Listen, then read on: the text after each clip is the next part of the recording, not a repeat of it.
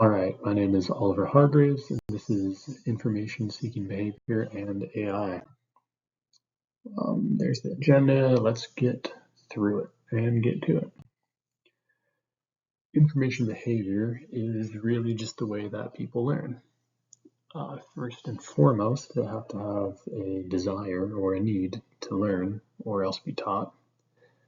And then once that need or desire for information has been established, then they find or make a way to pursue information, whether formal or informal, via books, magazines, TV, internet, social media, coworkers, etc.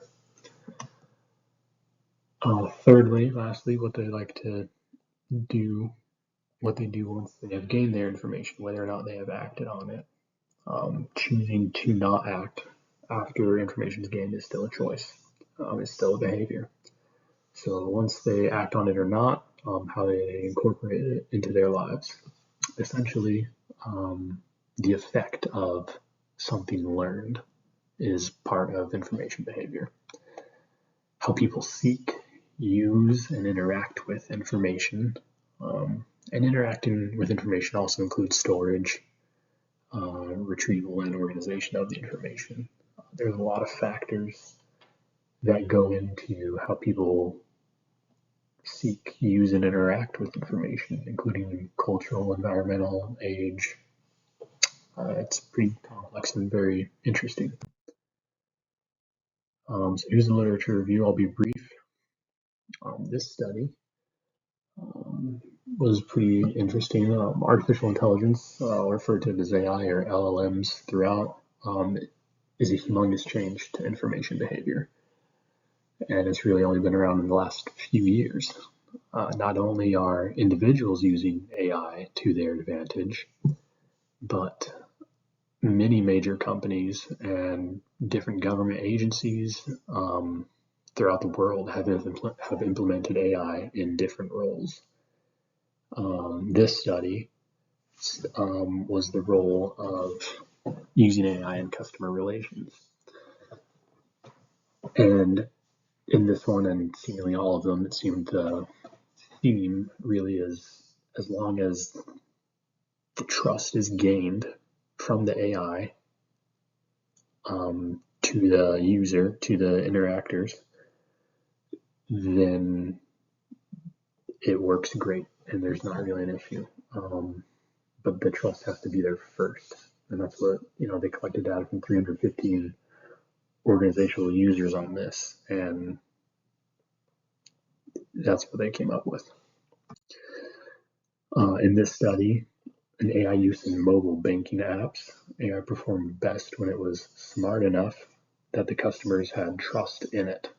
When the AI didn't perform up to what the interactors expected, if it didn't live up to expectations, or if they had to explain themselves again or use words they normally wouldn't, they just became frustrated, didn't want to use it anymore, despite however technically correct or smart the LLM, the AI is.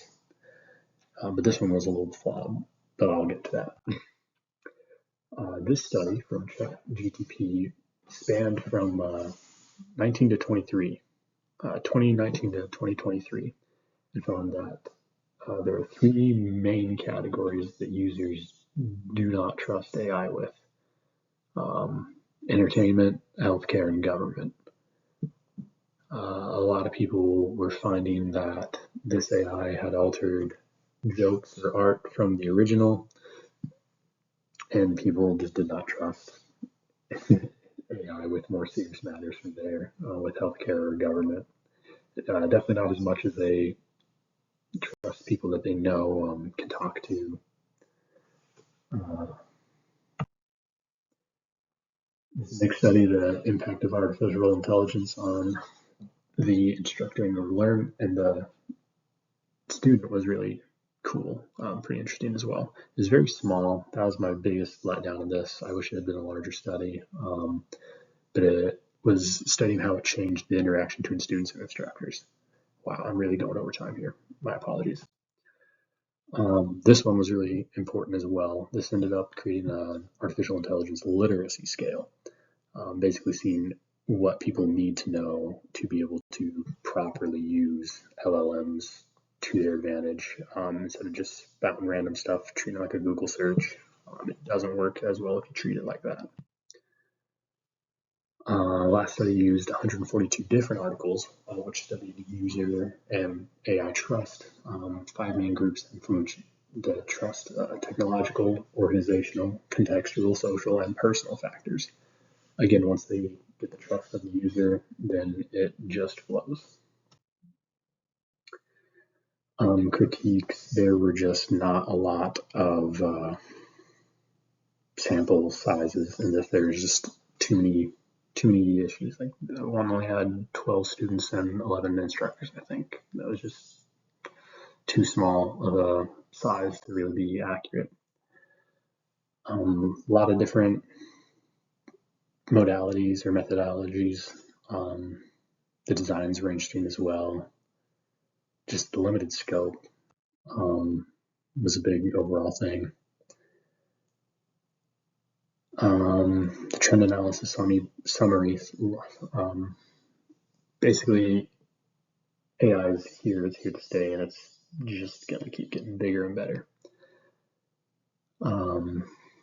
It's getting more specified as well for legal or medical reasons, and we're gonna see a lot of interesting things come from that, I believe.